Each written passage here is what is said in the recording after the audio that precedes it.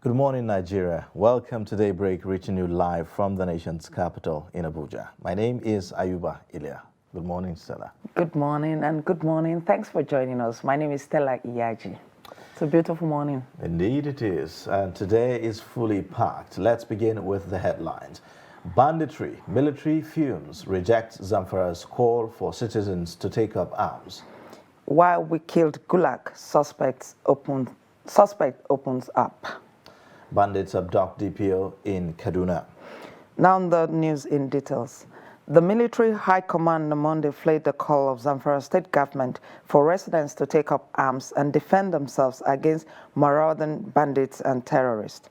Daily Trust has reported how the Zamfara government directed residents of the state, particularly farmers, to be prepared to defend themselves. The state governor, Bello Matawali, asked the commissioner of police to work out the modalities for gun license to residents willing to bear arms to protect themselves. But reacting to the development, the defense chief said he did not see the basis for such a call at such a time in the country. He said it was expedient for stakeholders to follow the rules and constitution accordingly. An officer newly posted to Birningwari in Kaduna State has been abducted. The DPO was abducted along Kaduna-Birningwari Highway around 9 a.m. on Monday. Sources told Daily Trust that the DPO was on his way to Birningwari to report at his duty post when he was abducted. It is not clear if the officer was traveling alone in the vehicle when he was picked up. Police are yet to react or issue an official statement on the abduction. When contacted, Mohammed Jalinge, Police Public Relations Officer of Kaduna Command, said that he will find out about the incident and respond. Now, Anosike Chimobi, one of the suspects arrested over the murder of Ahmed Gulag, has confessed committing the crime. Chimobi, who hails from Ahiazun Bise local government area of Imo State, was paraded by the police on Monday. Gulag, a chieftain of the All Progressives Congress, was murdered on Monday, 30th, 2021 at Obiango along Aba-Owerri Road in Imo State, while on his way to the airport, apparently to board a flight to Abuja. The deceased was a political advisor to former President Goodluck Jonathan. Now, let's take a look at packages now. Justice Olukaide Ariwola has been sworn in as the acting Chief Justice of Nigeria following the resignation of Justice Ibrahim Tanko Muhammad on health grounds. President Muhammadu Buhari performed the honors at a brief ceremony at the council chambers of the State House in Abuja. Kendi Amodu reports. The nation woke up to reports on Monday morning that Justice Tanko Muhammad had resigned from his position as Chief Justice of Nigeria on health grounds. After some initial doubts, the former CJN Special Assistant on Media, Ahuraka Issa, confirmed the development. The mantle has fallen swiftly on Justice Olukaide Ariwola, who is the next most senior judge. Justice Ariwola was later sworn in the afternoon as acting Chief Justice of Nigeria by President Muhammadu Buhari, who applauded the Nigerian judiciary under the leadership of the former CJN. CJN Tanko dealt firmly with the issue of reckless and indiscriminate grant of ex parte orders that was assuming serious dimensions. History will be kind to Justice Tanko Muhammad for his modest contributions to Nigeria's judiciary, the strengthening of our democracy, and national development. He also hints of the challenges ahead. Our nation is approaching a critical general election in 2023. The judiciary must not do anything to fail the ordinary people of Nigeria, which may make them lose confidence in the judiciary. The new acting Chief Justice is aware of the huge responsibilities he has to bear. What Nigerians expect from me is to comply, preserve and abide and protect the Constitution of the Federal Republic of Nigeria. But he is quick to dismiss speculations that the former Chief Justice of Nigeria resigned because of controversy in the judiciary. It was an internal memo of the court It was not a petition. It was not a letter. It was addressed by the brother justices of the Chief Justice and presented to him, his lordship, directly. There were issues to be resolved amongst justices. Yeah, we've started resolving it. Justice Ariwola was born on August 22, 1958, and was appointed a Justice of the Supreme Court of Nigeria in 2011. He was a Justice of the Court of Appeal between 2005 and 2011, after having elevated from the State High Court of Oyo State. Justice Ariwola was first appointed a Judge of Superior Court of Record in Oyo State in 1992 from private legal practice. Before his elevation to the Supreme Court, he served as Justice of the Court of Appeal in Kaduna, Enugu, and Lagos divisions. From State House, Abuja, Kehinde Amudu, Trust TV News. Thank you, Kehinde, for that report. I guess we now have a new head at the Supreme Court. God, indeed. You know, a lot of legal luminaries have expressed optimism with the incoming CJN. His merit, his CV speaks for him, and his capacity to be able to deliver. However, the circumstances with which the former CJN resigned remains a controversy right now, going by emerging reports, that in fact there are reports saying that he was forced to resign. Especially when at Monday morning he was billed to speak at an event at the National Judicial Institute. That was for Monday morning. So, I mean, it looked like the resignation was not... if you also tie that to the letter or the memo or whatever that, got leaked earlier, where, certain justices were raising certain allegations about his, incapacity, rather. Even not to attend to certain germane issues. Even though he resigned based on health grounds, that is the reason he gave. A lot of people have said that you cannot divorce the letter that was released only last week from the incident that happened. And perhaps there's a connection between his lack of performance with the health condition they had talked about, that was there. But, I mean, we'll get to know more much later when we begin to look at the newspaper headlines. Yeah. Let's take a look at that. Now, away from that, as part of efforts to encourage smooth democratic processes in the country, in countries within the West African region, Special Representative of the United Nations Office for West Africa and the Sahel has visited the headquarters of the Independent National Electoral Commission in Abuja. The mission says the visit was to canvass support for Nigeria as she prepares for its general election in 2023 and help ensure a peaceful exercise. Trust TV's Aisha Salihu has packaged this report. Donc, comme le Nigeria était toujours le bon exemple, nous sommes contents de constater que déjà les candidats pour les principaux partis sont désignés. So, as Nigeria has been always the good example, and we are happy to know and to hear that the candidates have been already selected. Les Nations Unies seront toujours à côté du Nigeria pour que cet événement puisse se passer dans les conditions les meilleures. So the UN, the United Nations overall, will be always supportive to Nigeria so that the elections will take place peacefully. Et une fois de plus, nous vous encourageons, nous vous félicitons pour le travail extrêmement important que vous ne cessez de faire pour la réussite de ces élections. So we congratulate you and we support you again for the work being done, and the work will be done in terms of preparing these elections, and the UN will be always supportive for Nigeria. Chairman of the Independent National Electoral Commission, Mahmoud Yakubu, who received the special representative of UNOWA, appreciated the support offered during the conduct of previous elections and assured of the Commission's commitment towards an increasingly consolidated electoral process. On our invitation and working with the United Nations Office in Nigeria and the United Nations Development Program, the UNDP, we invited a United Nations Needs Assessment Mission ahead of the 2023 general election. And I'm glad that His Excellency, the Secretary General of the United Nations, accepted our invitation and not too long ago sent a needs assessment mission.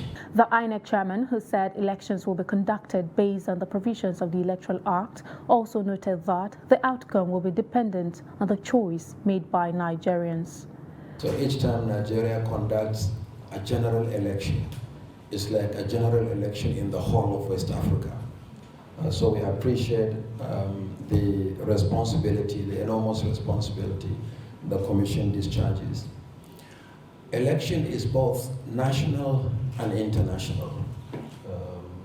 We have very good working relationship with our strategic partners and allies in the country. We work very closely with the political parties, with civil society organizations, with media, with the security agencies in the country. But at the same time, we also work closely with our friends in the international community, such as us. So whenever you come on this kind of mission, we feel doubly encouraged to continue to do what we need to do for the peace and stability of our sub-region. UNOWA is made up of 15 countries with 84 million registered voters across the sub-region. Aisha Salihu, Trust TV News, Abuja. There you have it, very, very instrumental and instructive. One of the issues raised by the INEC chairman is the fact that elections are national, but they have international dimensions as well. Of course. Which is why we are seeing this visit, by international partners. So it's very crucial that the planning for the 2023 general elections is on top gear. And any support Nigeria can get is welcome, actually. It is. Yeah. Really. All right, now let's take a look at the next story. The 2022 Senior School Certificate Examination for school-based candidates conducted by the National Examination Council, NECO, has commenced nationwide. Trust TV's Mardia Umar, who visited some schools, reported that the exercise commenced with practicals in various subjects. Let's take a look. In one of the schools in the city center, students were seen in clusters waiting for instruction to commence the examination scheduled for the day. Some students and the exam officer of the school said modalities had been put in place for smooth takeoff of the practicals examinations. Away from the city center, SX3 students were seen around the premises of the school we visited. The principal of the school declined a video interview, but however, confirmed that the NECO examination has started, adding that students are already writing their practical exams in an undisclosed hall in the school compound. Some candidates speak on the level of preparedness for the examination. Before this NECO starts, I first have my timetable well written down, morning, afternoon, and night, how I will read my book also. So as the examination is starting now, the first paper we have, I will start to read them and make sure I do well with it. I'm preparing very well for this NECO exam, and I just pray that my exams will be successful. And for the PhD practical, well, they say that we are starting on Thursday, so just pray that it goes well. Some of my colleagues are writing the practical as I speak now. My PhD teacher was not around, and they gave us information that we are starting it on Thursday. I don't feel bad because they have the paper and that is their subject, because I'm not studying the subjects. Effort to speak to some of the invigilators proved abortive, but the students are, however, hoping for good grades when the results are finally out. Mardia Umar, Trust TV News, Abuja. Thank you, Marja, for that report. Ayuba, I was just thinking about it, that these students will write this exam, and then, of course, they'll write JAM, and they may have to wait a longer time at home because ASU is on strike, and people who are supposed to move to the next level haven't moved at all. Exactly. So you could see that the whole, delay in the tertiary, or I would say the strike by ASU is causing a lot of delay, and the ripple effect that it's going to have on even intending students, undergraduates who are coming on board. So it affects virtually everyone. And everything is on standstill. So imagine also those ones that are also built to graduate. Yes. They're also delayed.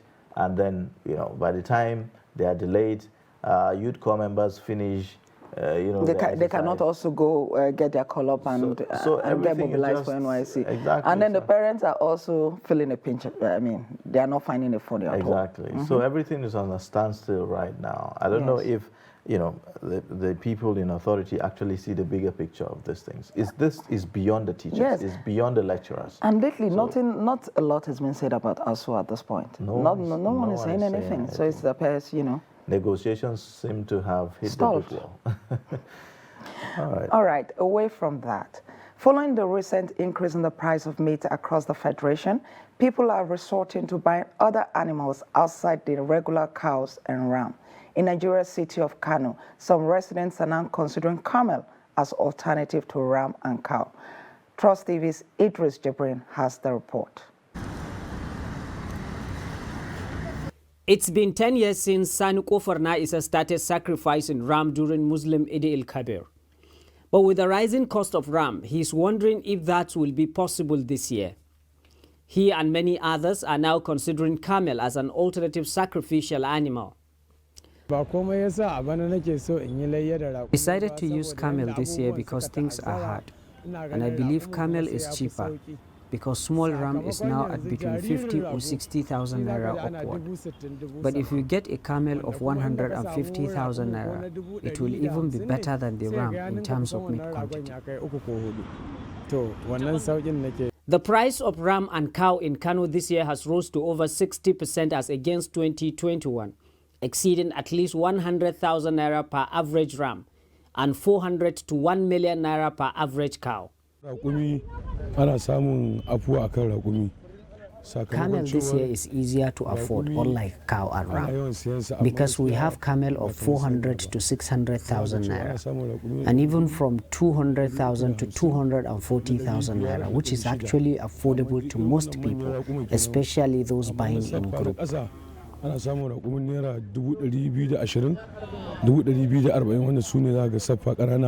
Although camel is rare in Kano, but it's gradually being considered as an alternative to ram and cow, largely because it's cheaper to buy and the meat quantity is much higher than cow. Camel is more affordable than cow. For example, this camel is not more than 400,000 naira. And if you bargain, it can even be lower than that. But if you compare it with a cow of 400,000 naira, it means the camel will be more than a cow of 600,000 naira. So you see, it is cheaper to buy and is actually going to be affordable for most people.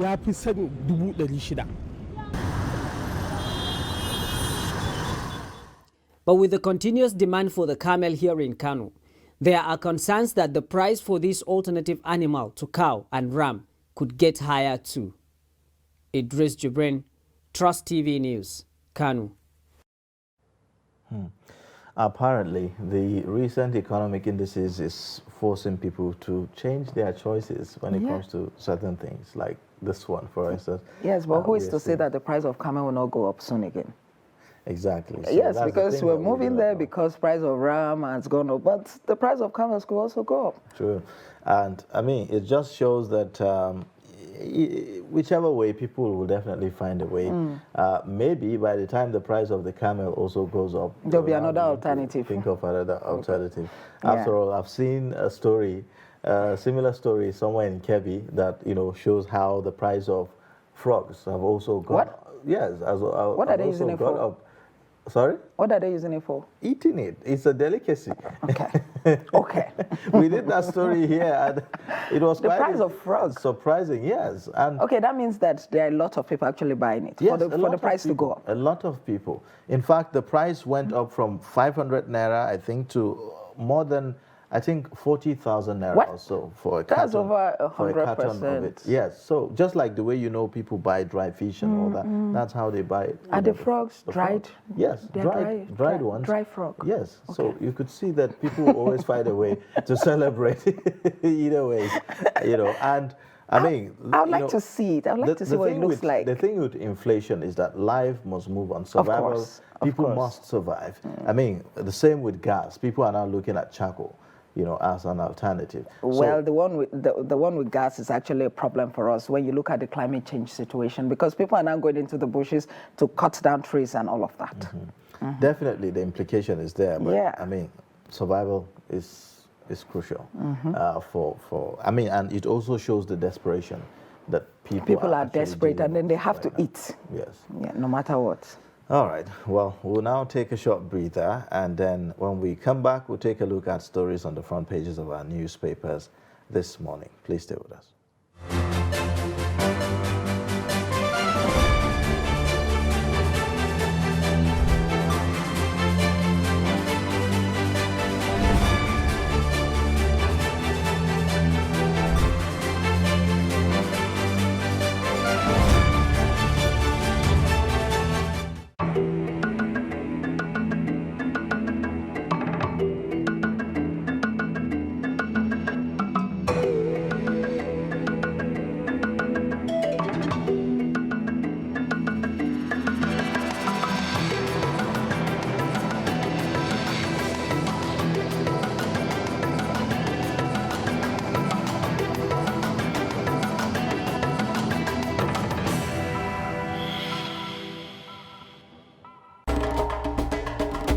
To every politician, as the campaigns gain momentum and passions begin to rise, remember, the errors of your opponents do not make you a success.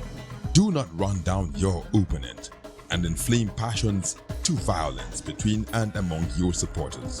What counts is what you plan to do for the electorate and how you intend to relieve the sufferings and bring succor. Nigeria is in dire need of patriotic leaders at all levels, leaders who will make national development their priority. Concentrate on telling the electorate what you intend to do when you get into office. Focus on making your vision clear to the electorate. Don't engage in verbal abuses, fake news or speeches. Keep dealing with issues that will bring progress. You win the hearts and minds of the people by being above board, by being civil, patriotic, and showing empathy. Let's join hands to make the 2023 elections peaceful. A message from the National Orientation Agency.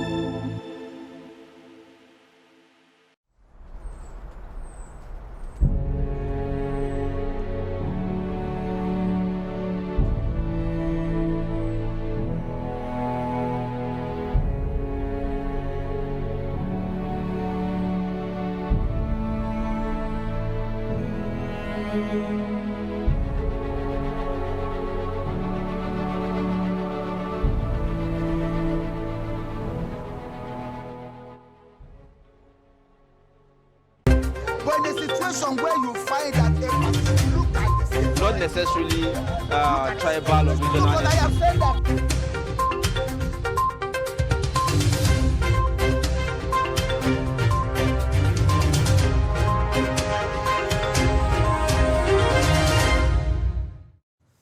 All right, thank you for saying. Welcome to the dailies on Daybreak this time around.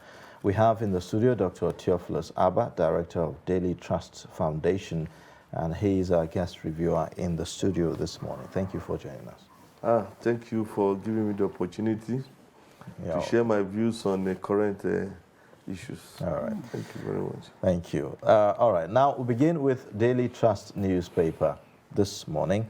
It leads with the story of the CJN. It says how Tanko Muhammad was forced to resign as CJN. Rather says intrigues that led to ouster. Ariola takes over in acting capacity. I will not fail Nigeria, new CJN says. And also you have, we will help cleanse the Algian stable. That's according to the NBA. And then below that, of course, the pictorial shows you the swearing in of the new CJN taking oath before President Muhammadu Buhari at the presidential villa yesterday. Below that, you see a story that says what I discussed with Obasanjo on 2023 elections, Ango Abdullahi. At the very bottom, how Ahmed Gulak was killed, suspect's account. Police recover plucked eyes of Bauchi boy, arrest 3 suspects. Customs inches towards 3.1 trillion naira 2022 revenue target. And then above the lead story, Ansaru terrorists ban political activities in Kaduna, beat residents. You'd find that on page 7. Military rejects Zamfara's call for citizens to bear arms. Lassa fever kills 158 in 24 states in 6 months. These are the stories on the front page of Daily Trust this morning. All right, let's take a look at the Tuesday newspaper. The lead story on the Tuesday says, FIRS to the rescue as subsidy gulps NNPC's revenue. It has a writer that says, revenue generating agency now contributes over 60% to FAC. Cash-strapped Nigeria again loses $650.7 million crude to force majeure, equipment failure, others. And then they also have a story on the new CJN. But then the headline says, Ariwola emerges acting CJN after Mohammed is forced out. It has a writer that says, don't let Nigerians lose confidence in judiciary. Buhari wants Supreme Court justices. NBA links resignation to frosty relations with colleagues. Article comments ex-Chief Justice. Makinde congratulates successor. And then right above there we have another story that says, Emefiele, Nigeria's FX policy targeted at preserving Naira value, others. Then there's another story there. 2023, INEC chairman assures United Nations of credible polls. These are the major stories on this day for today. All right, now we'll take a look at the Nation newspaper. On the Nation newspaper, it leads with the story that says, suspected memory disorder forced ex-CJN Tanko to quit. Other stories at the top above the masthead, it says, PDP threatens Obasanjo for attacking Atiku. Other stories, Tinubu in France for talks. ICPC to deposit recovered $220,965 with central bank. And then you would have also Diri leads Oshun PDP campaign. CDS Irabo governor lacks power to order arms bearing by citizens. Emefiele, I&E window raked in $50 billion in 3 years. These are the stories on the front page of The Nation this morning. Now on to the Punch newspaper. The Punch newspaper has a lead story that says, Supreme Court crisis. NBA wants ex-CJN probed. Ariwola sworn in. Workers demand autonomy. Then there's a writer there that says, ex-CJN's probe necessary for justice administration, says the NBA chapters. We have been vindicated. Justices are awake from slumber. This is coming from Juson. Then there's another writer that says, no allegation should be swept under the carpet. This is coming from the CSOs. Still on the Punch newspaper, there's another story there that says, fuel subsidy, refinery rehabilitation gulps 1.3 trillion in 5 months, NNPC. Federal government rakes in over 2 trillion from marginal oil field sale. And there are other stories there. Tinubu's men woo parties without presidential candidates, others. Ekwerimadu, federal government probes organ donors data privacy breach. And then right at the bottom here, we have a story here that says, Ogun workers declare indefinite strike over unremitted deductions. Lagos developers defraud 70 house seekers victims faint. Amotekun orders should transform to state police. This is coming from Afenifere. These are the major stories on The Punch. All right, let's take a look at the Guardian newspaper. It also leads with the CJN story. Amid rift, Muhammad bows out. Ariwola becomes CJN. It has the riders that says Buhari swears in Ariwola as acting CJN, confers GCON on Muhammad, warns judiciary against losing confidence of Nigerians. I will not fail Nigerians, Ariwola assures. Access to justice hails CJN's resignation. You also have NBA links CJN's resignation to a rumbling in Supreme Court. Registration not enough. EFCC should arrest him. Huriwa. Resignation not enough according to Huriwa. Then you also have first task before Ariwola is to bring experienced private practitioners to Supreme Court, says Chief Aliyu SAN. So these are some of the stories. And then below the pictorial there, you'd also find Tinubu jets off to France as APC refutes alleged 6.5 trillion naira budget for flag bearer. Fresh fare hike looms over stranded $600 million airlines fund. Also, probe graft charges against military contractor officials, Sislak tells Buhari. And then you have, again, IPOP declares it at home today in Southeast. Above the lead story, it says, you don't have such powers. Irabo falls Batole on arms bearing. PDP threatens to expose Obasanjo over mistake. Comment on Atiku. And then you also have other stories there. Let's take a look at the Leadership newspaper. And on the Leadership newspaper, it says, Ariwola is new CJN as Tanko quits 18 months to retirement. And then just above the masthead there, you'd see organ donors age, Ekwere Madu, wife Sue, NIMC, NIS, and others. Irabo, Gumi kick as Akeredolu back Mataole's call for arms. So these are the stories on the Leadership newspaper this morning. Okay, the national economy. Let's take a look at the national economy. It says 6 months after launching Pyramid, locally produced rice still scarce, expensive. And above the masthead, there's a story there that says, how to develop Nigeria's solid mineral sector. This is coming from experts. We also have another story here that says, FG reiterates commitment to policies to support MSMEs. 165 pump price. NMDPRA monitors petrol depot stations. Then there's another story here that says federal government to strengthen capital market. These are the major stories on the national economy.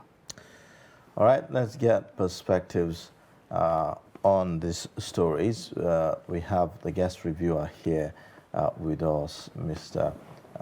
Dr. Theophilus Abba. He is a director of the Daily Trust Foundation. Thank you again for joining on Daybreak. Thank you. Well, quite a number of stories, but among them all, one stands out, which is the story of the resignation of the Chief Justice of Nigeria.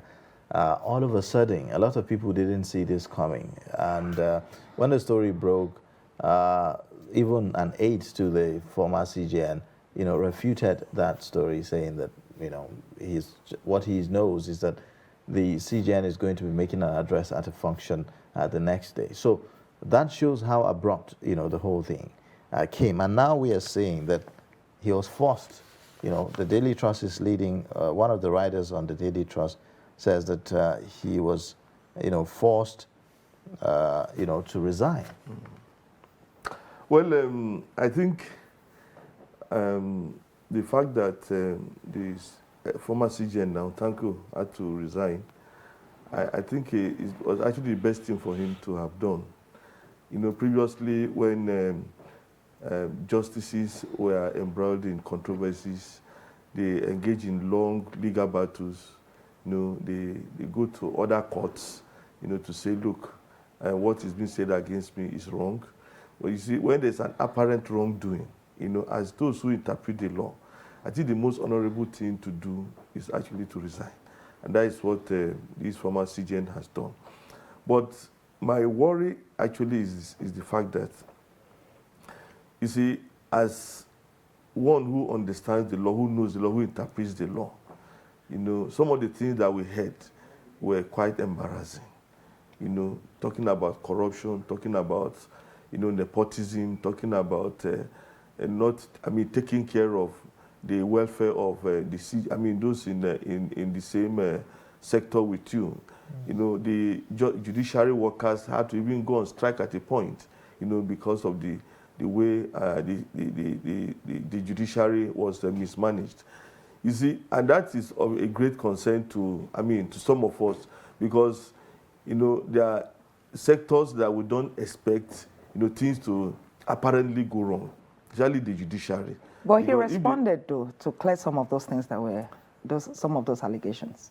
Yes, he responded to clear allegations, but that does not mean that, that does not mean that there were no wrongdoings.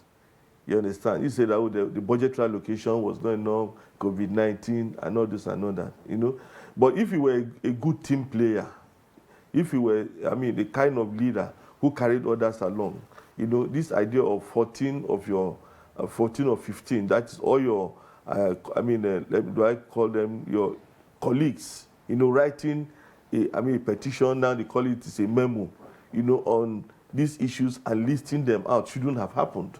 There should have been an avenue for them to come together with you, to sit you, on a round table to discuss these issues. So which is why, if you watch the earlier reports that we had here, the new CJN is saying that it wasn't a petition that was written against him. It was an internal memo that was written and all that. So he was just trying to clarify that assertion. An internal memo that is full of complaints, is more or less a petition. Although maybe a petition ought to have written to a higher authority, but of course there was no other higher authority than the CJN. So I'm feeling that, what he has done is actually the right thing to do. To have resigned is the right thing to do. But many of us are disappointed that the kind of accusations leveled against him, that the kind of complete rumblings in the judiciary shouldn't, So do you see a connection between his ill health and maybe the lack of performance or attending to some of those issues that were raised in that memo? Well, if that is to say, if what he said about his ill health is true, because the ill health ought to, if it were something that was so serious to prevent him to function as CJN, perhaps, we should have seen it. Well, in the Daily Trust report, it said that before now, there were some letters that were written to the justices, and they were written by some of the people, some of his assistants, and the letters started in this format: I have been directed. So could it be that those letters were being written by those assistants because he could not perform those roles because of his ill health? But in the civil service, that is the language that is used in communication in the civil service. You see, if you work with a minister and maybe you are the SA, that is how you write. And in most communications, may not be done by the CJN directly or by the chief executive directly. It actually should be done by some of his staff members. So I think that one is honorable that he has resigned, and the challenge is for Areyewala, the new CJN, to learn from the mistakes that the former CJN has made. But there's this rider here that I'm concerned about. It says intrigues that led to ouster, giving a breakdown of what happened and how the former CJN resigned, suggesting that the former CJN was forced to resign, that he was, in the story, that he was taken to the, an unknown destination where he was given a letter to sign. In fact, it also mentioned that he was taken to the villa somewhere unknown, taken from his home actually to the villa, and then given a letter to sign for him to resign under the guise or under the instruction that that letter was from the president and all of that. So that's dimension also. Is that not an indictment on the presidency? Well, you know, some of these sources now that we quote, we need a stronger confirmation to be able to say what the sources told us are actually true. Because I've not read the story, but I think that the other things flying around, you know, about what even his family members, you know, had done, you know, and all sorts of things, you know. But the what is in the open, as far as I'm concerned, is that this man has resigned and it's the right thing to do. You see, forcing him to resign, you know, I mean, this is the CJN. He knows his rights. You know, he could have said, I don't want to resign, because unless it's something like a coup that, I mean, that took place, he could have said, I don't want to resign. He could have said, well, I don't understand. I mean, he could have raised an alarm. But if you tie that to the, you know, if you tie that to the memo that was written by 14 justices, you know, that looks like a coup, you know. Now, you see, my thinking is that there were other approaches to handling that memo, apart from the man resigning. You know, like the National Assembly was dragged into it to say, look, this is a situation that's affecting the credibility of the judiciary. You know, you must do something about it.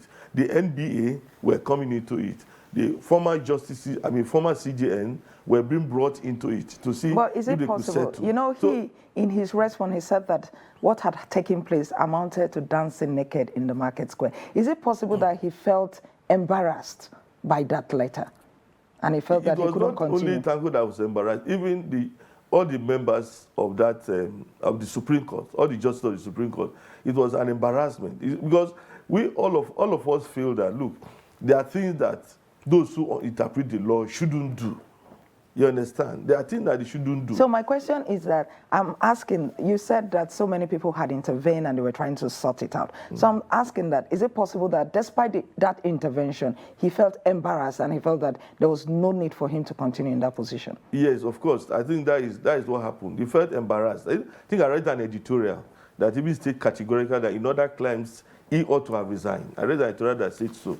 So I think he felt embarrassed, and maybe it dawned on him that what he did was openly wrong, and everybody had seen it, and he no longer had the moral ground to remain in that office. So he had to resign. Even though the first service, I mean, the excuse is that, look, I mean, he had health issues. Of course, if you have health issues and you resign, that is really, really, really good. But it doesn't take away the fact that the judiciary was actually dancing naked. I think that is the phrase that I used. There was this naked dance in the market square by the judiciary, and which does not augur well for the country's judiciary. All right, now let's move away from that and take a look at security issues now. One of the stories on the front page of Daily Trust is saying that Ansaru terrorists ban political activities in Kaduna. From the story that residents are beaten by some of these Ansaru members for carrying either political posters or, even having any form of political ideology or of some sort. So when you see that and you tie that to the call by the Zamfara State Governor to say that, look, an open invitation to everyone who is interested, get a weapon, you'll be given the license, to defend yourselves and all of that.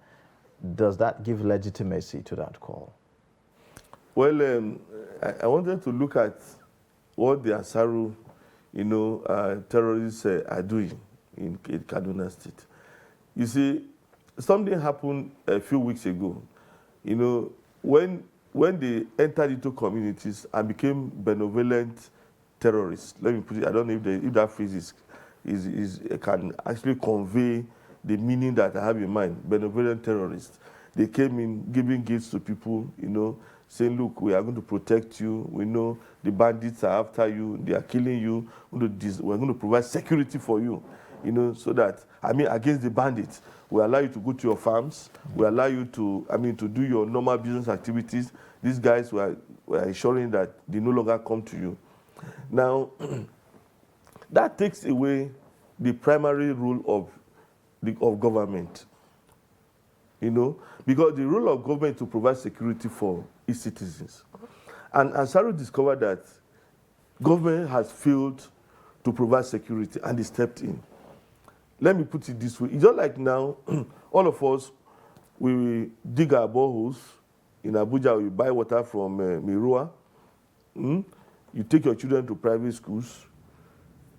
We do street roads, even in Abuja now. A road that leads from the express to your house, you may have to pay for it. You see, so it is embarrassing that Ansaru is playing, a function that is reserved for the government. Government is supposed to provide security to Nigeria wherever they are. But because government did not provide security, did not provide cover for these Nigerians, they fell for Ansaru's benevolent terrorism. Yes, benevolent terrorism. You know, they fell for it. And now they are telling the people, look, we are the ones protecting you. We are the ones giving you the kind of peace of mind that you need. So you mustn't engage in politics. Of course, the principle of Ansaru is against what we call democracy, because maybe they are trying to form, another caliphate. So, you know, so what I'm dragging at is this. Is the government has created that space for them. Space in terms of security, space in terms of non-governance of a huge part of Kaduna State. Now, if you go to Zamfara State, Matawale is saying everyone should carry weapons. Of course, that is taking us to Libya, because that is what happens in Libya. You can buy weapons online in Libya, you know. So you can go to a store and buy weapons, you know, and put. If people travel with weapons in Libya, you see, that is. But haven't we gotten to that point? Since the government, you know, you alluded to the fact that the government is unable to protect we the shouldn't citizenry. have got to that point in Nigeria. We shouldn't have got to that point in Nigeria, because in Libya, you know, there is war, and there are factions. You know, there are different, groups. You know, gangs fighting in Libya. You know, so everyone has to carry a weapon. But in Nigeria, we had the opportunity of doing the right thing, which we didn't do. You know, we have been canvassing, you know, that look, this country, we need more policemen, we need more soldiers. In fact, if we had empowered, if we had recruited more policemen. But that is even on a general note, Yes. Dr. Abba. After the Daily Trust story of the Ansaru celebrating Salah with the people there, and some of the people there saying that they were ready to join the group because the Ansaru was also ready to provide security for them, the Kaduna State government came out and confirmed the presence of Ansaru. Yes. Why is it that nothing has been done to take away those people from there? Well, nothing has been done to secure those communities. Because everybody's aware right now that these people are there. Yeah, and you see, the problem is that we have been excusing ourselves from protecting those in rural areas. You know, you see, we've been facing this challenge since 2009, terrorist attacks. And you see, I thought that by now we should have provided a security measure for Nigerians who live in rural areas. And like we have advocated previously, this thing is not new. People have done it. You understand? People have done it in other parts of the world. You see, those who live in rural areas are Nigerians. We ought to protect them. The policemen that we have are not enough. The soldiers that we have are not enough. In a place like Pakistan is, it's not as populated as Nigeria. The military in Pakistan is over 1 million. In Nigeria, we're talking about about 200 and something thousand soldiers. So how do we augment? Of course, you need to recruit. You need to recruit young men. You need to recruit people into the army, into the police that force. comes with a lot of responsibility, you know.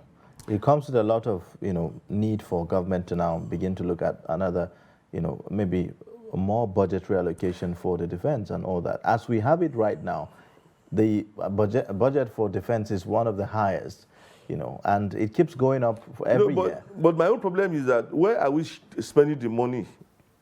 We are spending the money buying equipment, buying whatsoever, and the money is being stolen. Of course, you know the story of a military, we are even talking about a military contractor, in whose residence, a lot of cash and weapons and luxurious items were discovered because it was a military, it's a military contractor. This money is not channeled, into the right sector. When you talk about right sector, now I'm talking of, we are supposed to have more men. You see, if you go to a village, for instance, and you have a village of about maybe 2,000 residents, you have 100 young men, armed, who can confront bandits. You see, these bandits will not wait. What about, others have raised, suggestions about, having this civilian JTF kind of a setup. In other parts, we've seen like the Amotekuns and all of that. But part of the concerns raised as regards that is the fact that they are not armed. So how about arming the vigilante groups, instead of an open invitation for just anyone? Well, I think is a better approach to just having everyone, to carry arms. But even if you are going to arm vigilante, it means that you must recruit more persons into, into the various setup. We call it the various vigilante groups all over Nigeria. Because at the moment, the number of persons who work as vigilantes are very, very few. They are not enough. Like, go to some communities, no more than 10 persons, no more than 15 persons. But we need to overwhelm these terrorists. You need to tell them that, look, we have the capacity, to challenge them. Okay, this area, this Breningwari area where this Asaro has taken over, a DPO that was posted to that place was killed yesterday. Okay. Isn't that like a message? What do you think, in your opinion, because I know that you do a lot of research on terrorist activities and all of that, what do you think, what kind of message do you think they were trying to send? Well, they are trying to embarrass government to say, look, even your own law enforcement officer cannot protect you. That is the message they are sending. But you see, Breningwari for one, Southern Kaduna, I expect that by now we should have wet that place with enough men on ground, to take charge of the space. You see, in Breningwari I heard, I have not been there, that you see the bandits carrying weapons, carrying AK-47, moving from place to place, and nobody challenges them. And this is part of Nigeria. If we say, oh, Nigerians should not carry weapons, then why should we allow bandits to carry weapons? Why don't we disarm them? So my own suggestion is this, that we must recruit more policemen, more soldiers, more security. In fact, even though I support state police, but state police is not actually the answer. The answer is to have many more security men being recruited to join the fighting force. Okay, you're not the first person making this call. So many people who have come on this show and talked about security have made this call. So why is government not doing anything? Why have we failed to recruit these people? Well, I think it's the government that should answer that question. No, because it appears that we keep talking about it every time. There are two things. Apart from recruiting soldiers, we need to police our borders. And this excuse of saying that our borders are porous, we are tired of hearing that excuse. Like, you see, in other parts of the world where, such crises occur, they take deliberate steps to protect their borders. Even villages protect their villages. For instance, you have the Kanu Wall. The wall was not built in the current era. It was built some hundreds of years ago. And why did we have the wall? To protect the city against invaders. Now, in Nigeria, we keep complaining about porous borders. But these same borders that are porous, immigration personnel are collecting bribes from people. They have agents who collect money from illegal migrants. Allow them to enter into the country. We have custom officials who collect money, from those who smuggle in goods. We say they are porous borders. They are not mad. People just walk in with weapons. People even come with weapons. We don't even check them. They come with all sorts of sophisticated weapons. I don't think it has got to a point where we should not, shy away from telling ourselves the truth, that the system, has failed Nigerians. The system has totally failed Nigeria. We can't have Breningwari being occupied by Ansaruddin. Ansaru, not Ansaruddin, by Ansaru. Because we have had an experience in Borno State where Boko Haram occupied a space and gave a lot of headache to Nigerians. Until recently, it was difficult, for Nigerians to to move, freely in some parts of Borno State. Now we are allowing that to happen in Kaduna State. Okay. It's not acceptable. All right. Well, thank you so much. This is where to end the review for this morning. Thank you so much for joining us on Daybreak. Thank you very much. Yeah, we've been speaking with Dr. Theophilus Abba, Director of Daily Trust Foundation, giving us perspectives on the stories on the front pages of our newspapers. Now we'll take a short break, and then when we come back, it will be top of the hour. We'll look at the headlines again. Please stay with us. But in a situation where you find that a look like the same, not necessarily tribal or regional. but I have said that.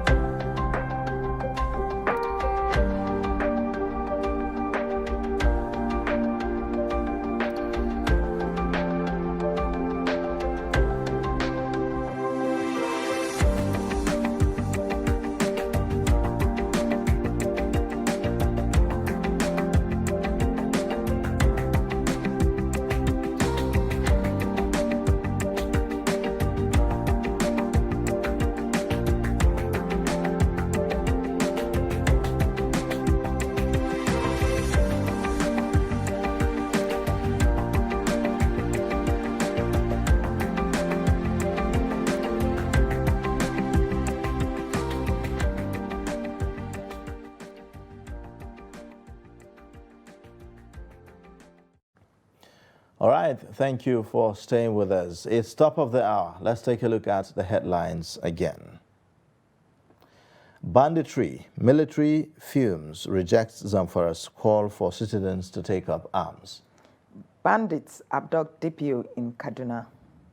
Why we killed Gulag, suspect opens up. Now the news in details. The military high command on Monday flagged the call of Zamfara state government for residents to take up arms and defend themselves against marauding bandits and terrorists.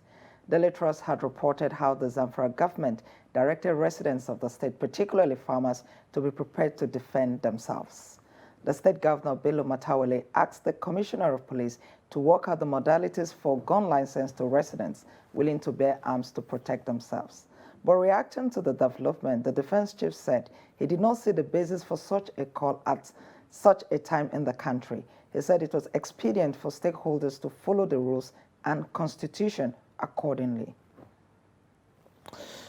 Now, a divisional police officer, DPO, newly posted to Birnin-Gwari in Kaduna State has been abducted. The DPO was abducted along Kaduna-Birnin-Gwari Highway around 9 a.m. on Monday. Sources told Daily Trust that the DPO was on his way to Birnin-Gwari to report at his duty post when he was abducted. It is not clear if the officer was traveling alone in the vehicle when he was picked up. Police are yet to react or issue an official statement on the abduction. When contacted, Mohammed Jalinge, Police Public Relations Officer of Kaduna Command, said he will find out about the incident and respond back. Now, Anosike Chimobi, one of the suspects arrested over the murder of Ahmad Gulag, has confessed committing the crime. Chimobi, who hails from Ahiazu Mbise local government area of Imo State, was paraded by the police on Monday. Gulag, a chieftain of the All Progressives Congress, was murdered on May 30, 2021 at Obiango along Aba Owerri Road in Imo State while on his way to the airport, apparently to board a flight to Abuja. The deceased was a political advisor to former President Goodluck Jonathan. Now, let's take a look at some packages now. As part of efforts to encourage smooth democratic processes in the countries within the West African region, Special Representative of the United Nations Office for West Africa and the Sahel has visited the headquarters of the Independent National Electoral Commission in Abuja. The mission says that the visit was to convey support for Nigeria as she prepares for her general election in 2023 and help ensure a peaceful exercise. Trust TV's Aisha Salihu reports. Donc, comme le Nigeria était toujours le bon exemple, nous sommes contents de constater que déjà les candidats pour les principaux partis sont désignés. So, as Nigeria has been always the good example, and we are happy to know and to hear that the candidates have been already selected. Les Nations Unies seront toujours à côté du Nigeria pour que cet événement puisse se passer dans les conditions les meilleures. So the UN, the United Nations overall, will be always supportive to Nigeria so that the elections will take place peacefully. Et une fois de plus, nous vous encourageons, nous vous félicitons pour le travail extrêmement important que vous ne cessez de faire pour la réussite de ces élections. So we congratulate you and we support you again for the work being done, and the work will be done in terms of preparing these elections, and the UN will be always supportive for Nigeria. Chairman of the Independent National Electoral Commission, Mahmoud Yakubu, who received the special representative of UNOWA, appreciated the support offered during the conduct of previous elections and assured of the Commission's commitment towards an increasingly consolidated electoral process. On our invitation and working with the United Nations Office in Nigeria and the United Nations Development Program, the UNDP, we invited a United Nations Needs Assessment Mission ahead of the 2023 general election. And I'm glad that His Excellency, the Secretary General of the United Nations, accepted our invitation and not too long ago sent a needs assessment mission. The INEC chairman, who said elections will be conducted based on the provisions of the Electoral Act, also noted that the outcome will be dependent on the choice made by Nigerians. So each time Nigeria conducts a general election, it's like a general election in the whole of West Africa. So we appreciate the responsibility, the enormous responsibility the Commission discharges. Election is both national and international. We have very good working relationship with our strategic partners and allies in the country. We work very closely with the political parties, with civil society organizations, with media, with the security agencies in the country. But at the same time, we also work closely with our friends in the international community, such as UNOWAS. So whenever you come on this kind of mission, we feel doubly encouraged to continue to do what we need to do for the peace and stability of our sub-region. UNOWA is made up of 15 countries with 84 million registered voters across the sub-region. Aisha Salihu, Trust TV News, Abuja. All right. Thank you, Aisha Salihu, for that report. We'll take a short break now. When we return, we'll go into our first discussion of the day. Please stay.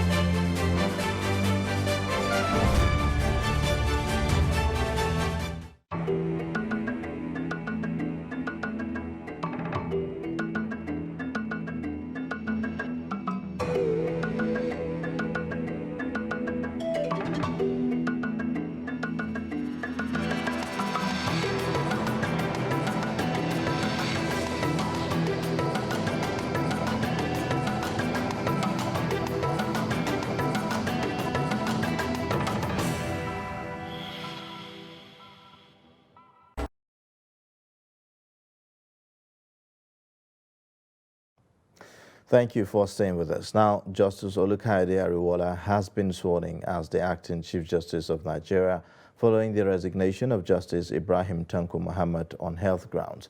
President Muhammadu Buhari performed the honors at a brief ceremony at the council chambers of State House in Abuja. Kendi Amodu has that packaged. The nation woke up to reports on Monday morning that Justice Tanko Muhammad had resigned from his position as Chief Justice of Nigeria on health grounds. After some initial doubts, the former CJN Special Assistant on Media, Ahuraka Issa, confirmed the development. The mantle has fallen swiftly on Justice Olukaide Ariwola, who is the next most senior judge. Justice Ariwola was later sworn in the afternoon as acting Chief Justice of Nigeria by President Muhammadu Buhari, who applauded the Nigerian judiciary under the leadership of the former CJN. CJN Tanko dealt firmly with the issue of reckless and indiscriminate grant of ex parte orders that was assuming serious dimensions. History will be kind to Justice Tanko Muhammad for his modest contributions to Nigeria's judiciary, the strengthening of our democracy, and national development. He also hints of the challenges ahead. Our nation is approaching a critical general election in 2023. The judiciary must not do anything to fail the ordinary people of Nigeria, which may make them lose confidence in the judiciary. The new acting Chief Justice is aware of the huge responsibilities he has to bear. What Nigerians expect from me is to comply, preserve and abide and protect the Constitution of the Federal Republic of Nigeria. But he is quick to dismiss speculations that the former Chief Justice of Nigeria resigned because of controversy in the judiciary.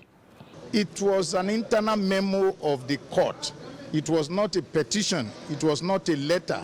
It was addressed by the brother justices of the Chief Justice and presented to him, his lordship, directly. there were issues to be resolved amongst justices. Yeah, we've started resolving it. Justice Ariwola was born on August 22, 1958, and was appointed a Justice of the Supreme Court of Nigeria in 2011. He was a Justice of the Court of Appeal between 2005 and 2011, after having elevated from the State High Court of Oyo State. Justice Ariwola was first appointed a Judge of Superior Court of Record in Oyo State in 1992 from private legal practice. Before his elevation to the Supreme Court, he served as Justice of the Court of Appeal in Kaduna, Enugu, and Lagos divisions. From State House, Abuja, Kehinde Amudu, Trust TV News. Now, to get perspectives on this, we have in the studio Sunusi Musa, a legal practitioner, and he joins us to talk about this. Thank you so much for joining us on Daybreak. Thank you very much. Good morning. Yeah. Well, now the resignation of the former CJN is coming amidst a lot of, circumstances that some people, in fact, the former CJN himself consider as, the judiciary's washing its dirty linens in the public, and so that's kind of embarrassing. But looking at the circumstances, trailing his resignation, what's your take on what's happening? Well, for me, I think the press always wants to take issue of judiciary out of proportion. For whatever reason, somebody leaked an internal memo, like my Lord, the acting Chief Justice said, to the public, which is very unfortunate anyway.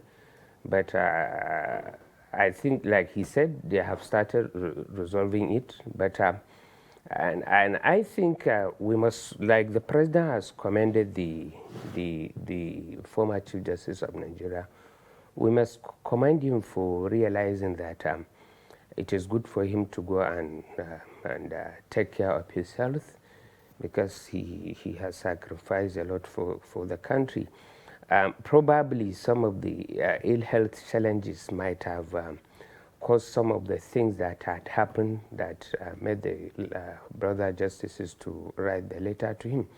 But being what it may, all of them must be commended. Like the president has said, the former Chief Justice has served this country from magistrate to a lecturer, a Sharia Court of Appeal, Qadi to Court of Appeal, and to the Supreme Court. So I think he did his own part in making his mark, and we can only pray that he get well and he will have a happy retirement. His predecessor, Justice Walter Onogen, left office in very controversial circumstances. Yeah. And after that, he is also leaving office, albeit not so controversial. Yeah. He's leaving on health grounds. Yeah. But then it's coming shortly after a letter was leaked accusing him of certain things. Don't you think that this would have an impact on the general perception of the judiciary in the country?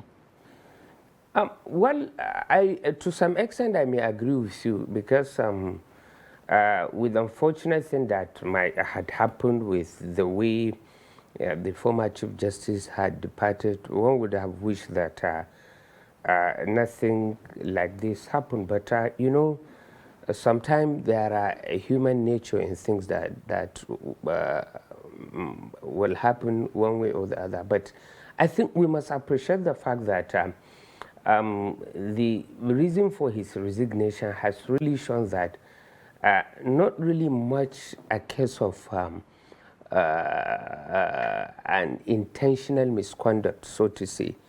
Definitely some health challenges might have made him not to put eyes on the way the managers of the Supreme Court were doing it, that had led to the unfortunate letter. All right.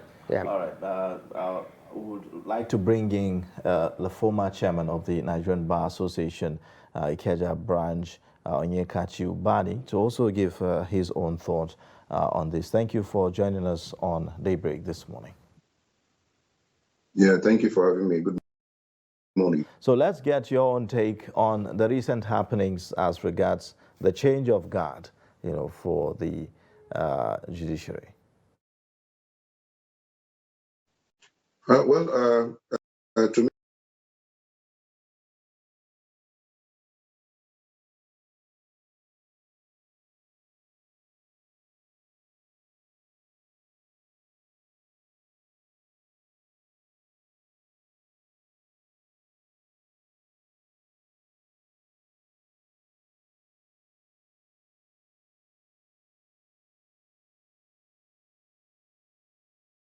actually what happened. But before the resignation, there has been some level of weighty allegations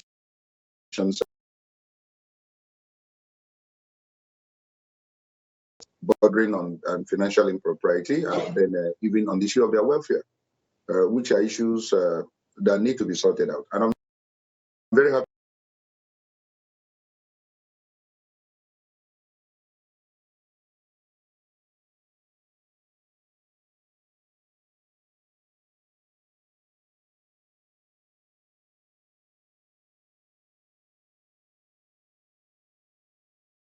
He's going to be there for at least 6 years if eventually he's confirmed as the substantive CJN of the country. So he is in a better position now to actually bring to bear those reforms. One, the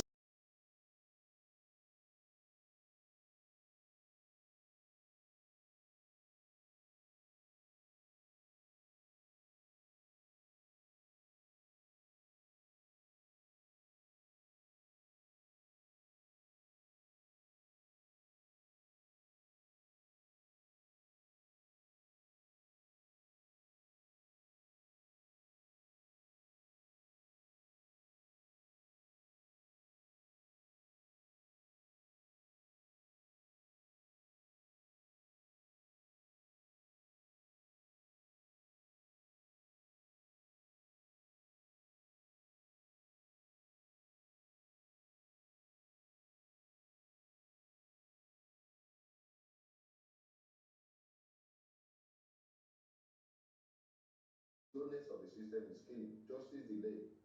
Clearly, is justice denied. All right. We're not getting the best in terms of quick dispensation of justice. Yes. All right, so this morning we are seeing on the front pages of our papers that the NBA is saying that it's not enough to resign. There should be some kind of probe, investigation into the allegations of financial impropriety. So do you think that there's a need for that?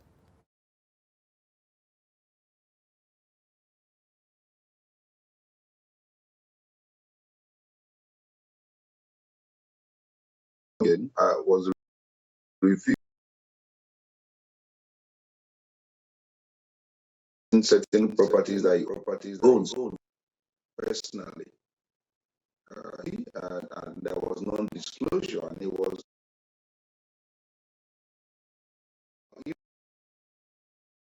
alleged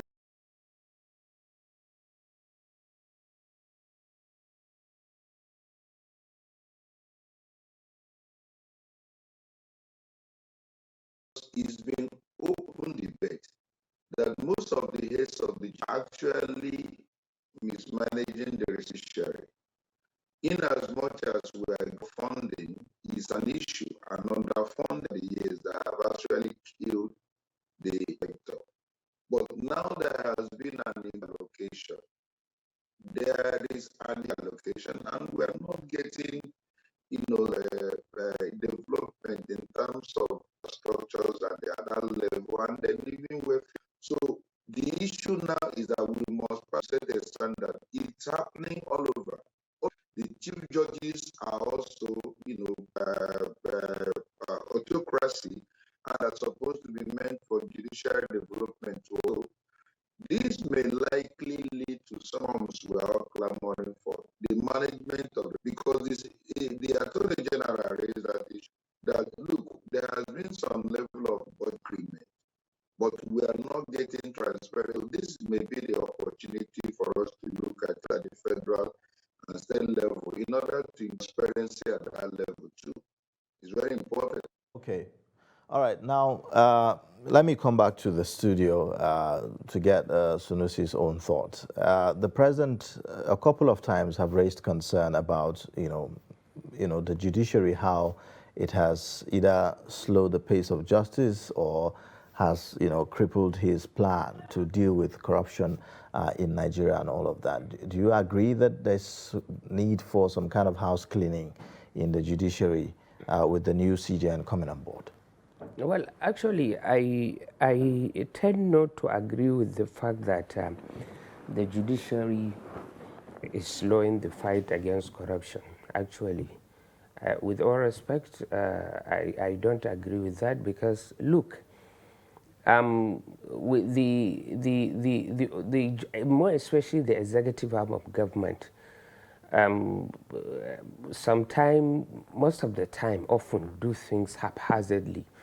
And they think that once they arraign somebody before a court of law, the court must convict that person, irrespective of how they have conducted the investigation and irrespective of what type of evidence they bring. With all respect, that is not the way it works. And in fact, is to guard against that the judiciary is put in place.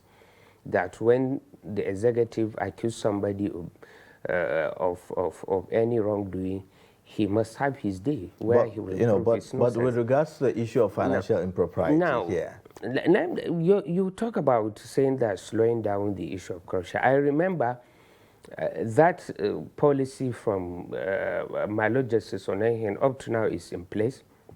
The Supreme Court dedicated specifically a day for hearing corruption cases. And that is one of the reasons why that you now see that all the corruption cases that goes to the Supreme Court are being heard expeditiously.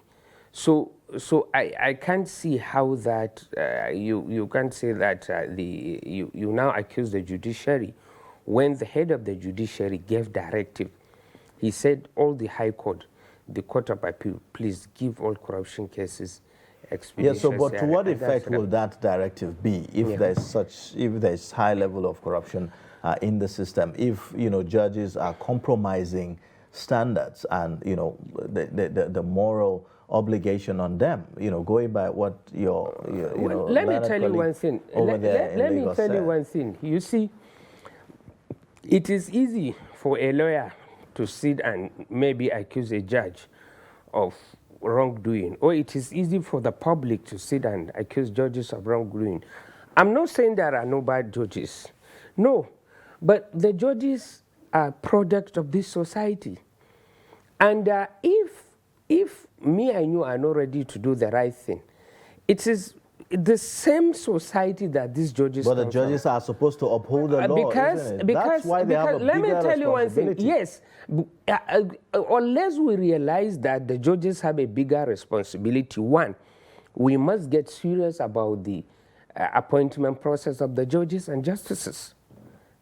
It has to be transparent, and it must be on fit and proper people that are appointed there. But then do we want that? Going by our actions, the type of people we want to promote as judges. And when you say that there is corruption in the judiciary, to the best of my knowledge, the judicial officers have no any immunity. They are not all the anti-corruption agencies and the police have the power to check the books of the judiciary.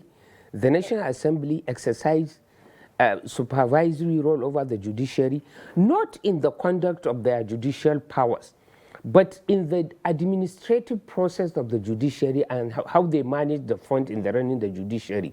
So if you think there is corruption there, what stops the investigative agency from carrying out investigation? What stops the National Assembly from, in the exercise of their supervisory role, oversight function, to check how the money of the judiciary is being spent? This it's easy for us to sit and say you are corrupt. Okay. While I have the responsibility to I think we should bring in Mr. Ubani. Yes. Mr. Ubani, are you there? Yeah, I'm here. With all these allegations of corruption and all of that around the judiciary, the judiciary is supposed to be the last hope of the common man.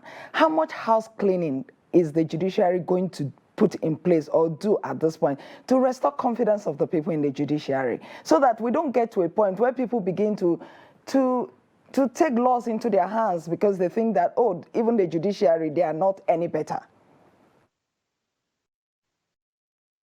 That's what we are saying. Kind of leadership that should emerge at that arm of government. Restoration of confidence is key. The moment the sector they begin to have recourse to taking laws they don't have any confidence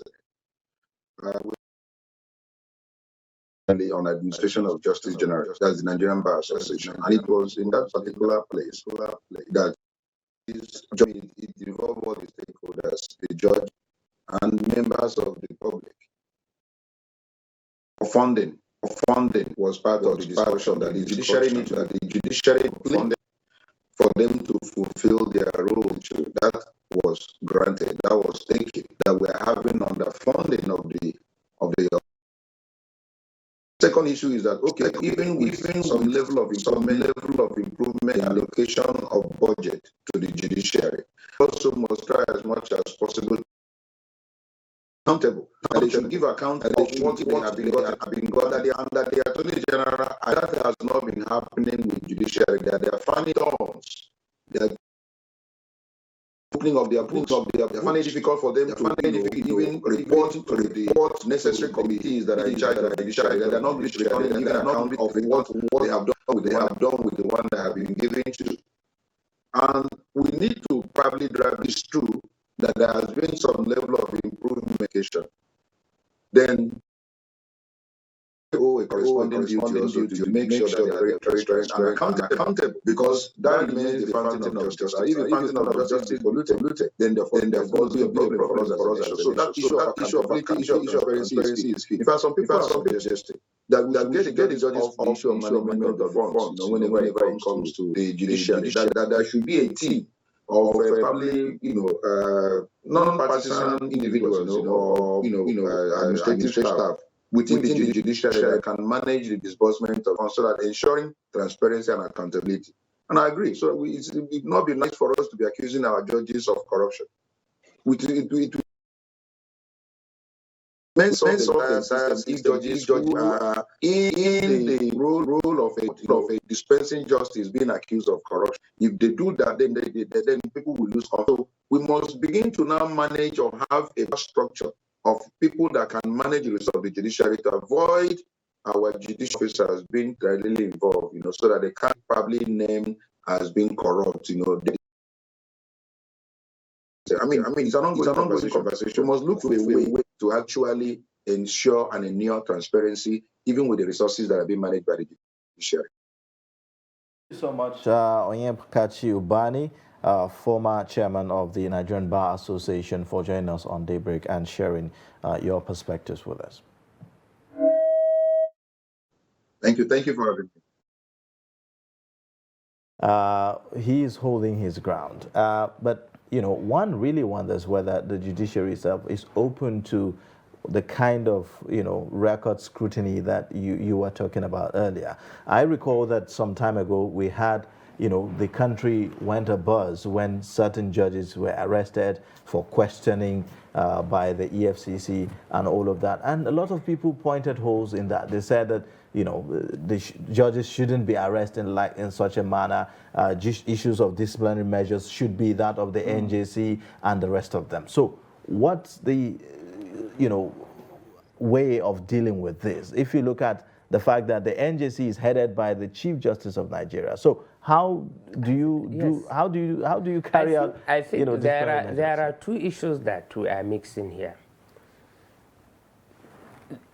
We have to differentiate the judges as judicial officers and things that the misconduct they might have committed in the course of their judicial duties, and the finances of the judiciary, which has nothing to do with your duty as a judicial officer.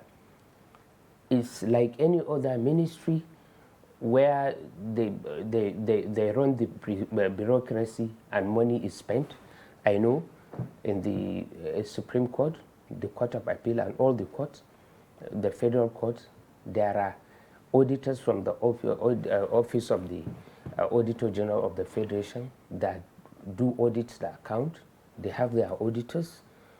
I know the National Assembly have a public account committee that checks the books of all the parastatals, financial books of all the government agencies, including the judiciary. I know that there is a committee in both Senate and House of Representatives and in all the state houses of assembly that exercise oversight function over. But you just heard Onyekachi there saying that it's not been forthcoming. I think me and him we are not talking of different things. We are on the same page. We are on the same page. Look, okay, I agreed that there is mismanagement of funds, or there is lack of accountability on how the fund it is being spent. I mean, it is not. It doesn't lie in the mouth of Attorney General, with all respect, to come out and say that they don't know how the money is being spent. For instance, that he's the Attorney General of the Federation. The prosecuting agencies, investigative and prosecuting agencies work under his instructions. He can instruct them to carry out an investigation, which doesn't require any arrest. It's just for them to check the book. He can request. Yes, but in the process of investigation, there will be need for questioning. Of course, who do you question? In the management of the fund, the only person that you can say is involved, because I know the accounting officers of the court are the chief registrars, not the chief judge or not the head of court. But you get approval from him. He's the only one that you can say you question. But other judges, where do they come in management of the fund of the judiciary? They don't. Okay. So we must differentiate between the duty of the judicial officers and the administrative work of the courts. Because up to now, who presides over some of this? Who presides over the operations of the courts, for instance? It is the head of court. Not all the judges or the justices. Okay. It is the head of court. But what I'm trying to tell you is that, like me and my learned friend there, we can say, okay, there is need for an independent body to check the books of the judiciary. Okay. But the Attorney General cannot say that, because the Attorney General is part of the government, and the government have all the apparatus at their disposal to check the book of the judiciary. You then need to go into the issue of arresting a judge without finishing your investigation. And after all, what they are saying, nobody says you cannot arrest the chief registrar. Nobody says you cannot arrest the director of finance.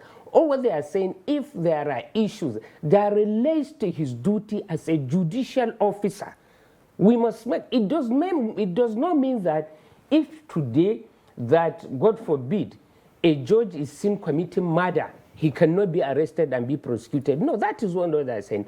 Where you accuse a judicial officer of misconduct in the course of his function as a judicial officer, okay, then the National Judicial Council must first exercise its disciplinary power over him before you prosecute him. But where you accuse him of doing things that has nothing to do with his duty as judicial officer, is not within the boundaries of National Judicial Council. When you accuse, for instance, a head of court of mismanagement of fund of the court, that has nothing to do with his duty as a judicial officer. It is his duty as an administrative officer. Oh. But where you accuse a judge of collecting bribe to dispense justice or to give judgment which may not necessarily dispense with justice, then that is a misconduct, which is corruption associated with his office as judicial officer.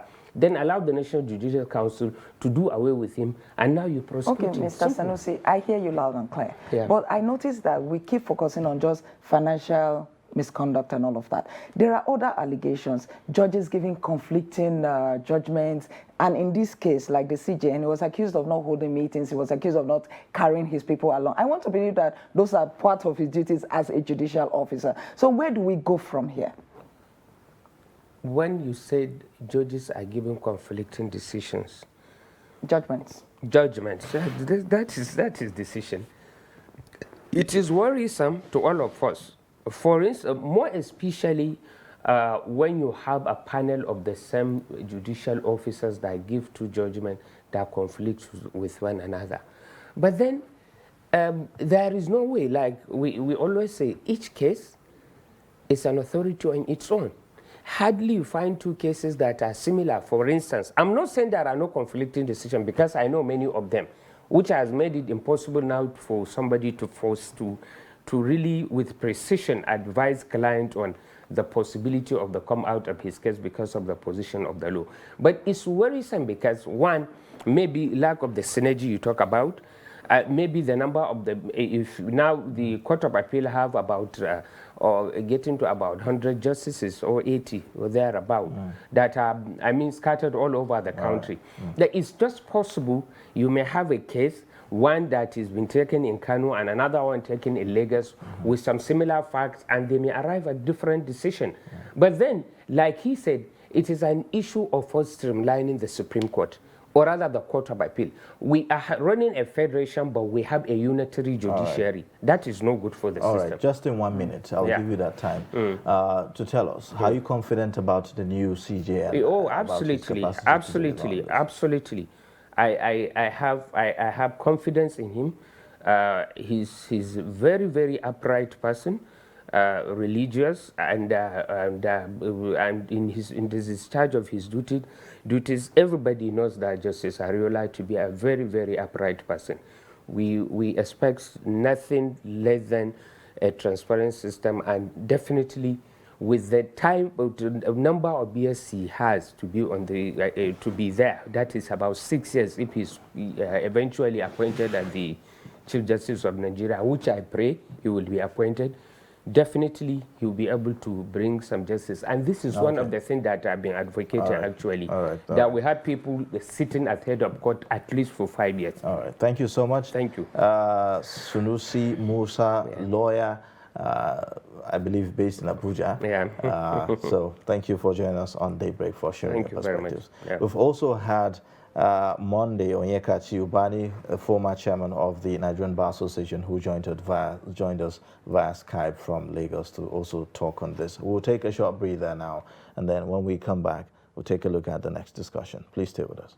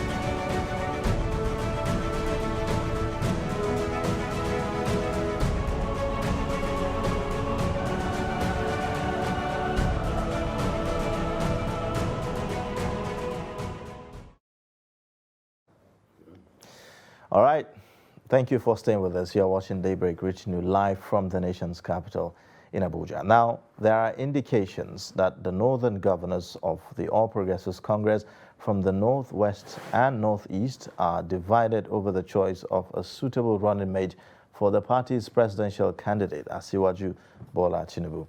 This is as the former Lagos State governor on Sunday revealed that he is still searching for his running mate for the 2023 presidential election.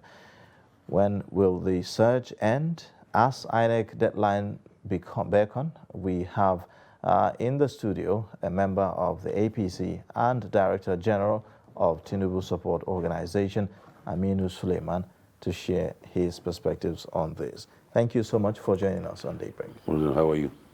I'm doing very well. Good morning. Thank you. All right. Well, it appears that the issue of a running mate for Asiwaju Bola Ahmed Tinubu is such a huge task right now. The flag bearer himself said he's still searching. Should we be still searching at this point in time? No, we are not searching. We already have it, and we were very soon you heard very soon you see one is coming out. So why did he say that he's still searching? Is it? Did he say that he's still? Yes. When? 2 days ago. 2 days ago. Okay.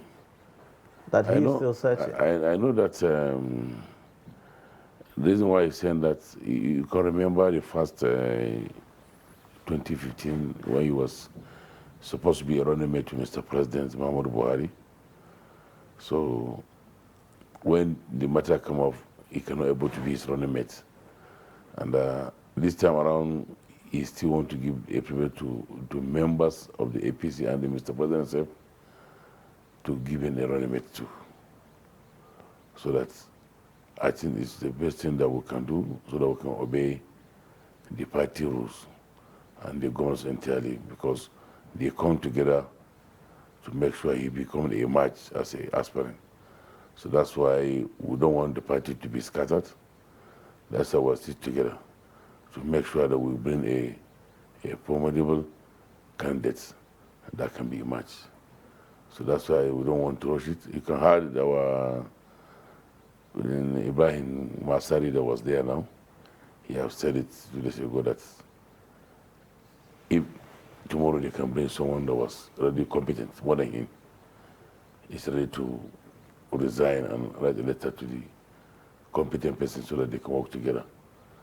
So what I will telling them, they should not be rushing. Very soon by today and tomorrow, because we want to get someone that can... You say you want to get, but you say you have got. So which is it? No, now I'm telling you we have someone, but it's not yet announced. Or undecided yet? Undecided, yes, undecided, yes. No, you have decided, but you haven't unveiled to the public. Yes, that's what you're saying. Yes, that was, yes. So very soon you heard who is coming to be a match. Now, can you tell us a little about this person, at least which part of the country he's from or something? No, he's from here now, in Nigeria.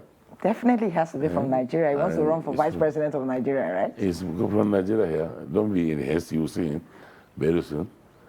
So, you know, a lot of people have said that this sharp division, like the preamble we read, among members of the APC as to who should be the vice president. Some, we heard the name of the former governor of Borno State, Shetima, who is said to be considered for that position. Some said, oh, it should be the governor of Plateau State, Samuel Lalong, and several other names like that, came up. So why is it such a hard choice for the APC to make? Is it the Muslim ticket thing that is, being such a problem? No, it's not a problem. You know the reason why? If you can look the primaries, how we make it happen, we have to come together. So the reason why we are doing that, we don't want to get divided. And we want to be one in the one house. So that's why we still want to make sure. But you do not have time, really. You do not have time. No, by tomorrow. INEC is expecting you to bring up someone. Well, no, but very soon you don't rush. Very soon you heard who is coming out. Okay, in arriving at this person, right now there's a lot of rancor. People are complaining in the APC. In fact, some persons have gone to court.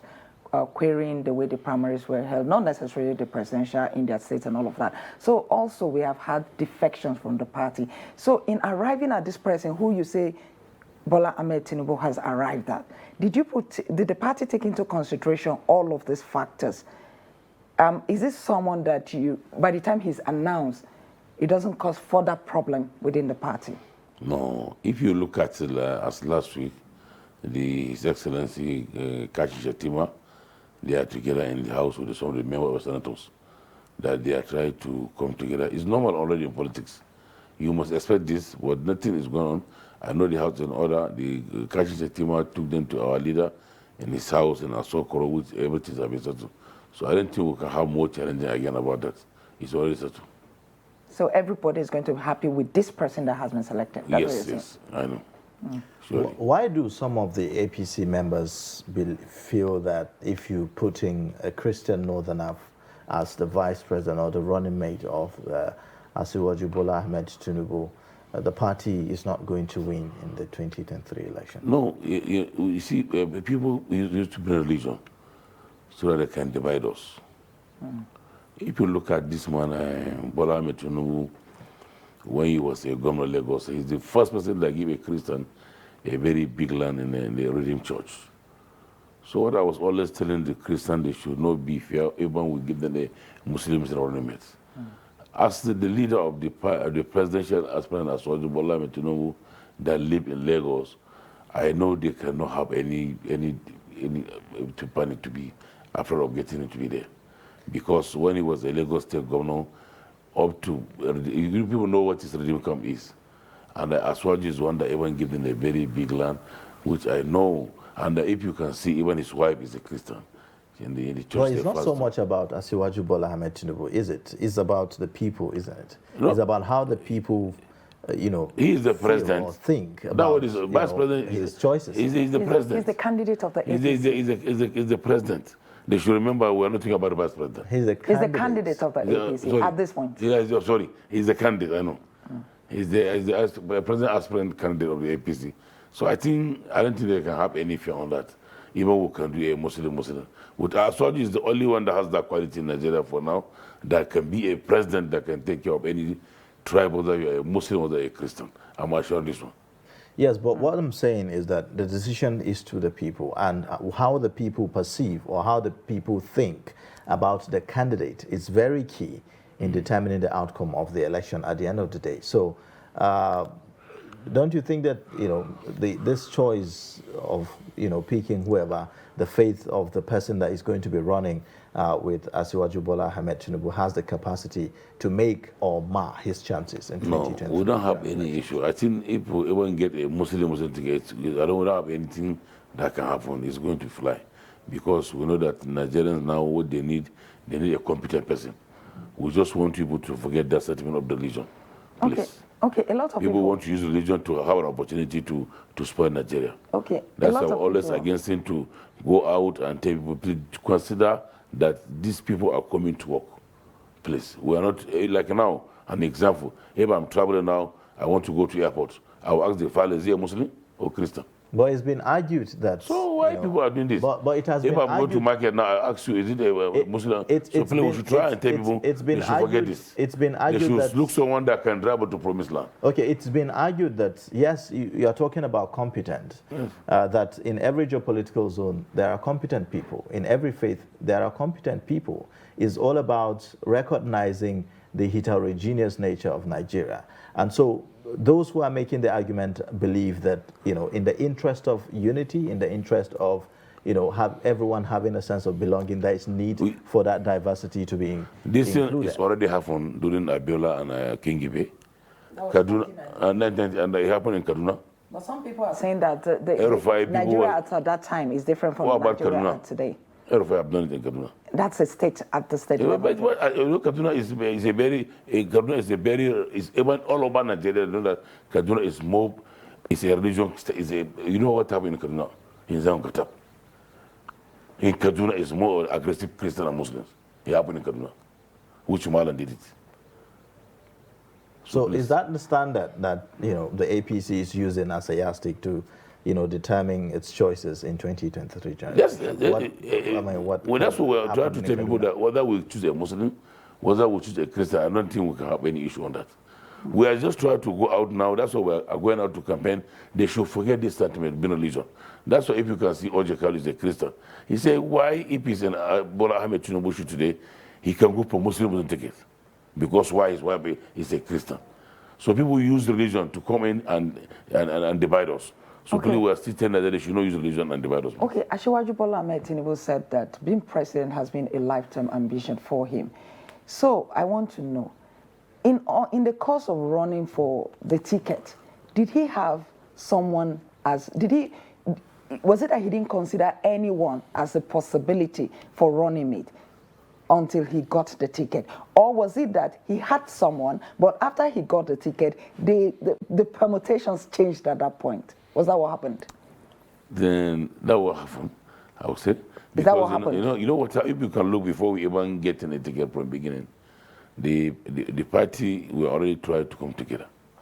So, and finally, God have make it to come together. So the reason why he was doing that, as as a leader of the party, he doesn't want to hurt anybody. That's why he was allowed anybody to make his own choice. He has someone in his mind. You can't say that as someone like him. That I'm telling you, as well that been with him for long, I can tell you as now, as well can be sure in his cabinet. But because of the party appears, he doesn't want to everybody. That's why Did you say he's shopping for his cabinet already? I'm telling you, I know him very well. Okay. As he's contesting now, to know what he's focused. He's very focused. He knows where he's going. But the reason why, because the party involved on this thing, he doesn't want to go ahead of them. He wants to give everybody his own privilege. Okay, very recently, there are certain issues and concerns raised about, the issue of the certificate of Bola Ahmed Tinubu, whether or not he have those credentials. And again, the issue of his age. These are issues that people The letter have was out. I think over. I can send you the copy from Chicago University. They have sent to them. It's from the university. What about his primary and secondary education? Everything is there. We can send but it he to you. didn't put that in the form that he submitted to INEC. No. That form was left blank, where he is supposed to fill in his credentials, his primary and secondary school Who tell you so? certificates. No. It's not true. We can send you. It's public knowledge. That's what the INEC said, that form has not been filled. No. Go and check very well. I don't think this is true. So are you saying that all the documents with INEC have been perfected? Yes, everything is perfected.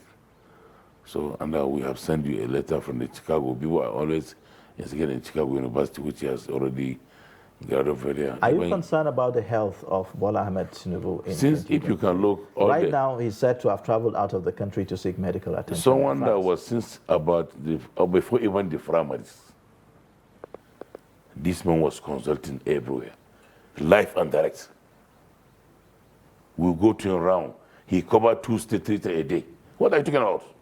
But he's now in France for medical treatment. Someone that go around everywhere since among the people that go aspirant now, I'm telling you, no one that have gone consulted like Aswad Bola Ahmed Tinubu. I don't understand people. But he's out of the country now. Because of the medical treatment? So someone cannot travel to treatment. For medical checkup? No. It's not true. Oh, it wasn't for medical checkup? No. Which Can you tell us what he went for? The man just traveled to have a rest. Because over 3 months, 4 months, he was on journey. You are here in Nigeria. You have seen life. So what are you talking about? He had been going around. He covered 2 states a day. I could even remember when he was going to Akure, where in the airport, the weather was very bad. This man had to wait in the airport about 4 to 4 hours. The chopper was supposed to pick him from Akure to Ikiti. He had to go by road. We get to Ikiti around 10 o'clock. What people are talking about this one? Mental capacity. That's one of the things that people are considering, looking at his old age. Several videos online have gone viral on social media, on how his hands are shaking and how he's not. What I was telling people to hold on to certain things. Maybe you can tell you what I'm telling you. They have done it for Mr. President Muhammadu Buhari. He's no one. So we have an opponent which they are afraid of him. That's why they are going to social media and bringing all this. But this man is me and you are seeing live going around. What are you talking about? He covered 2 states a day. All right. All right. Thank you so much for joining us on Daybreak and giving us more insight on Thank you very much. Bola Ahmed Tinubu's decision to pick a running mate. Hopefully, we'll see that. Even though I would have liked for him to give us a scoop right here. Yes, very soon you will see the running mate. Don't rush it. We're not rushing any longer. The primaries held some weeks ago. It's no more rush. All right. Thank you so much. We don't want to make a mistake in Nigeria, that's why. Thank you. Aminu Suleiman is the Director General, Tinubu Support Organization, and he's been our guest. Thank you again. We look forward to having you again. All right, that's that. We've come to the end of the program for today. Join us again tomorrow for another time on the program. In case you have missed for today, you can always catch up on all our social media platforms and also on our YouTube. My name is Ayuba Ilya. Thank you so much for watching. Thank you for tuning in to Trust TV this morning. Join us again, same time, same station tomorrow. My name is Stella Yaji, and do have a pleasant day.